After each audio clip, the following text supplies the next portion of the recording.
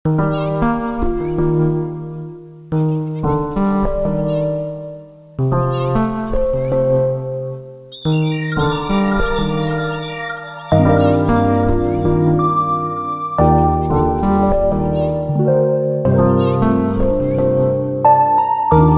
जेव्हा आनंदी उत्साही असतो तेव्हा आपल्याला आजूबाजूचं जग उत्साही वाटतं, आपल्या आजूबाजूची माणसं आपल्याला आनंदी वाटतात। पण त्यासाठी सगळ्यात महत्त्वाची गोष्ट म्हणजे आपण खुश राहणं। जेव्हा आपण खुश असतो तेव्हा सगळी दुनिया आपल्याला खुश वाटते। हॅलो नमस्कार, मी नीता पुन्हा एकदा आजच्या व्हिडिओमध्ये सगळ्यांचं खूप खूप मनापासून स्वागत करते। तर आज मी व्लॉगला सुरुवात केली आहे बाल्कनी क्लीनिंग पासून।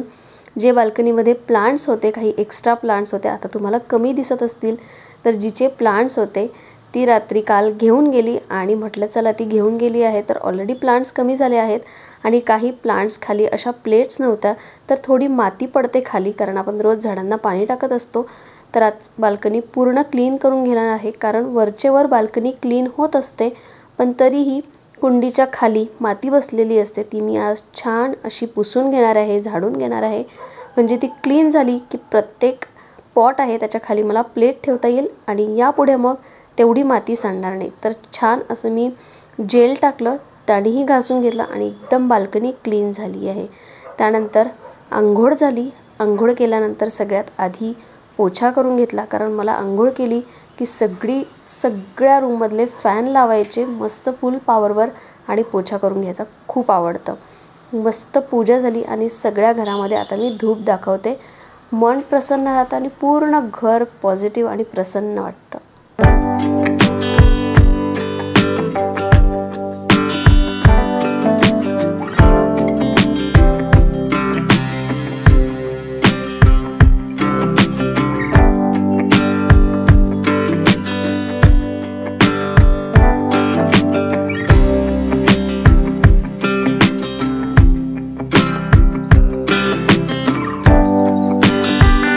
देवांना आंघोळ घातलेलं पाणी तुळशीला टाकायचं नसतं। बऱ्याच जणांना माहिती नसेल म्हणून सांगते, कारण तुळशी ही एक देव आहे, तिची आपण पूजा करतो म्हणून तिच्यासाठी नेहमी फ्रेश पाणी वापरा आणि बाकीचं जे देवांची आंघोळ केलेलं पाणी आहे ते तुम्ही दुसऱ्या झाडांना टाकू शकता। तर छान सकाळी सकाळी पूजा करून तुळशीजवळही अगरबत्ती लावून नमस्कार केला आणि अशी सुरुवात झाली की खूप छान वाटतं।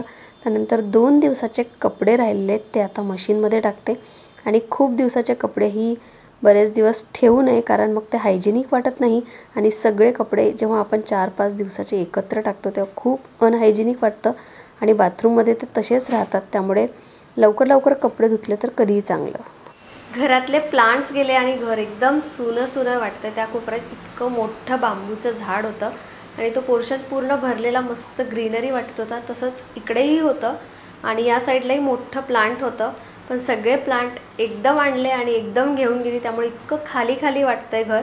इवन रियांशलाही असं आल्यानंतर लगेचच त्यांनी ओळखलं, मम्मा काहीतरी सुनं सुनं वाटतंय असं बोलला। पण आता लगेचच मी एवढे सगळे प्लांट्स आणू शकत नाही।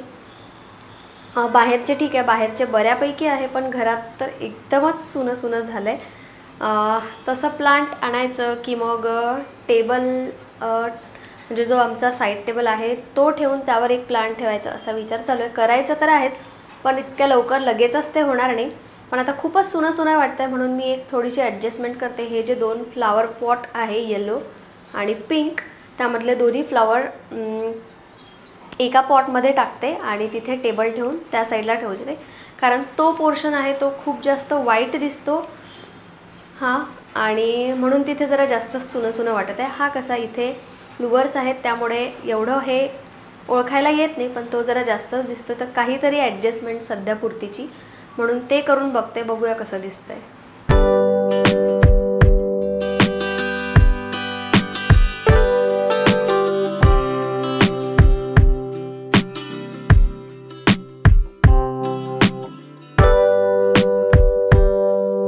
आज कामं थोडीशी लवकर झाली म्हणून डस्टिंगचं काम करायला घेतलं आणि डस्टिंग जर नेहमी करत असाल तर डस्टिंगसाठी जास्त वेळ लागत नाही। अगदी 10 ते 15 मिनिटात जे काही तुमचे फर्निचर किंवा टॉप असेल फर्निचरचे, जसं centre table, coffee table, dining table, TV युनिटचा टेबल, यावर बरीच धूळ बसते, त्यामुळे ती क्लीन करणं गरजेचं असतं आणि ती अगदी 10-15 मिनिटात पूर्ण घर स्वच्छ करू शकतो। आणि बरेचदा असं होतं की या कामांच्या गडबडीत आपल्याला ज्या गोष्टी करायच्या असतात, ज्या आपल्या हॉबीज असतात, त्या आपण लेडीज कुठेतरी मागे सोडतो. पहिली प्रायोरिटी आपण कामाला देतो. काम करणं गरजेचं आहेच, पण याचसोबत आपल्याला काय आवडतं, आपल्याला कुठल्या गोष्टीसाठी किती वेळ द्यायचा, हे पूर्णपणे आपल्या हाती असतं. त्यामुळे या गोष्टींना 100% प्राधान्य न देता आपल्याला ज्या गोष्टी आवडतात त्याकडेही लक्ष द्या आणि त्याही करा. जसं मी सुरुवातीलाच बोलले की आपण जेव्हा उत्साही आनंदी असू तेव्हाच आपण बाकीच्या सगळ्या गोष्टी करू शकतो आणि आपल्याला आपल्या आजूबाजूचे जगही आनंदी वाटतं. त्यामुळे स्वतःला प्राधान्य द्यायला कधीच विसरू नका.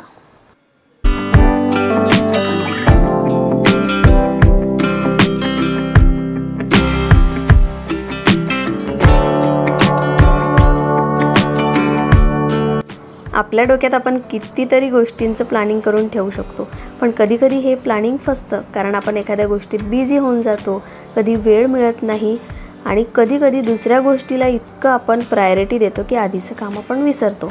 त्यामुळे इतका ताण डोक्याला दिल्यापेक्षा डायरीमध्ये आपलं जे प्लॅनिंग आहे ते लिहून ठेवलं तर अगदी बेस्ट. कधीकधी आपल्याला काही गोष्टी उद्या करायच्या असतात किंवा वीकमध्ये करायच्या असतात, या महिन्याला करायच्या असतात, त्या जर आपण एका डायरीमध्ये लिहून ठेवल्या किंवा सिंपल आजच्या दिवसाला तुम्हाला काय करायचं आहे हे जरी तुम्ही लिहून ठेवलं तरीही ते इझी जातं.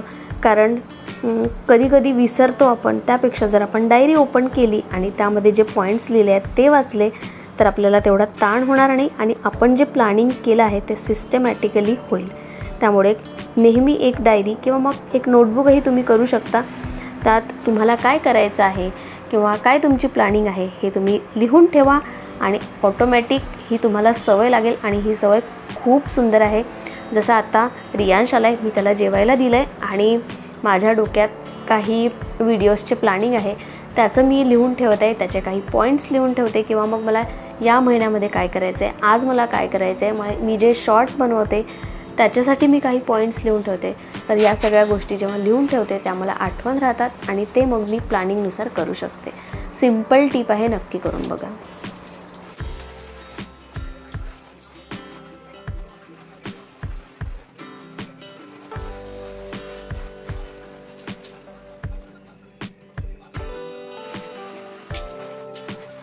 संध्याकाळी रियांशला आणायच्या आधीच आजकाल मी माझं डिनर प्लॅनिंग करून ठेवते, म्हणजे आल्यानंतर लगेच मग बनवलं की लवकर खाता येते आणि मग फास्टिंग होतं माझं.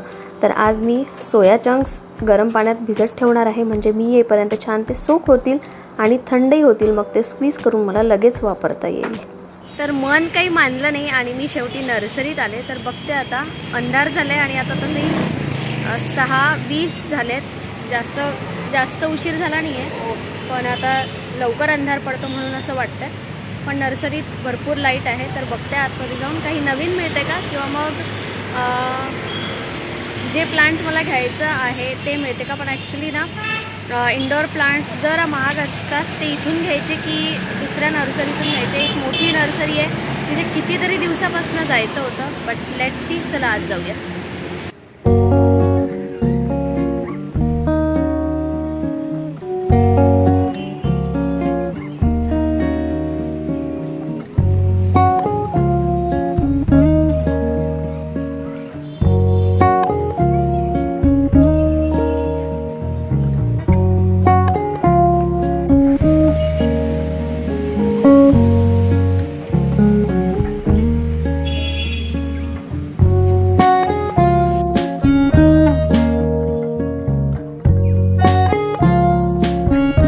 नर्सरीमधून काहीच आणलं नाही. एक प्लांट आवडलेलं ज्याचं पान मोठं होतं आणि मोठ्या पत्त्यावालाच आम्हाला पाहिजे आहे, पण ते सगळे ऑलरेडी बुक होते, म्हणजे साईडला ठेवले होते, ते कोणतरी घेऊन जाणार होतं म्हणून तेही आणता आलं नाही. आणि रविवारी नवीन स्टॉक येणार आहेत, तर रविवारी एकदा जाऊन बघते, कारण ते जे आवडलं होतं मला ते जर आत्ता मिळालं असतं तर मी लगेचच घेऊन आले असते, पण नाही मिळालं.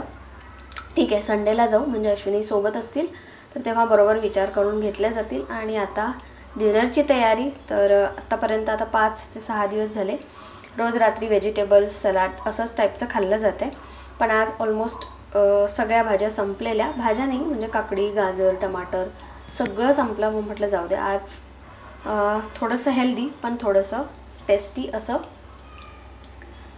सोया चंक टिक्की बनवते. म्हणजे व्हेजिटेबल एवढी हेल्दी नाही आहे, पण ठीकठाक आहे म्हणजे रात्रीचं. आणि वाजलेत आता 7-9 बरोबर, म्हणजे 7:30पर्यंत डिनर झाला पाहिजे. आणि त्यानंतर मग खूप वेळ मिळतो सकाळपर्यंत, म्हणजे फास्टिंग होतं. तर म्हणून आता हे पटापट बनवते आणि व्हिडिओला इथे स्टॉप करते. आजचा व्हिडिओ जर थोडासाही तुम्हाला आवडला असेल तर व्हिडिओला एक लाईक करा. आणि ज्या मी छोट्या छोट्या टिप्स सांगत असते, ज्या मीही फॉलो करते, त्या नक्की फॉलो करून बघा, खूप हेल्प होते. आणि असेच नवीन नवीन व्हिडिओ बघण्यासाठी जर सबस्क्राईब केलं नसेल तर सबस्क्राईब करा.